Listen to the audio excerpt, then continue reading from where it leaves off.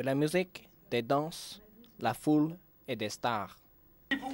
Le peuple de Chine mérite des Jeux chez lui. C'est ce magnifique accueil que San Francisco a réservé à la flamme olympique lors de la 7e étape de son tour du monde. La Chine s'attend donc à un nouvel hommage comme ce fut le cas à Londres et Paris. Il faut dire que les organisateurs mettent les petits plats dans les grands dans chaque ville traversée.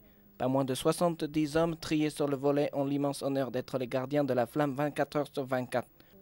Leur professionnalisme a fait forte impression sur les spectateurs venus applaudir les relayeurs. Quelques séparatistes tibétains ont tenté de gâcher la fête, mais c'était sans compter sur la pleine coopération des forces de l'ordre local. Grâce aux précieux conseils des gardiens de la flamme, ils ont pu maîtriser les manifestants. Et des banderoles injurieuses ont été immédiatement retirées des façades.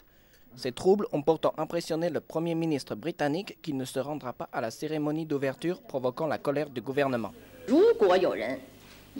S'il y a des gens qui souhaitent utiliser les Jeux Olympiques pour menacer la Chine, ils font un mauvais calcul. Tous ceux qui souhaitent boycotter notre pays s'isolent d'eux-mêmes et jouent contre leurs propres intérêts. Un isolement de fait puisque la grande majorité des pays sont solidaires de la Chine. Ils dénoncent toute ingérence dans les affaires du pays et la politisation des JO. Mais ceux qui ont recours à la violence n'ont vraiment rien compris à l'esprit de la flamme olympique. Et c'est tout à fait inacceptable. Ces détails n'empêchent toutefois pas la flamme de poursuivre son périple plus que 10 étapes avant Pékin.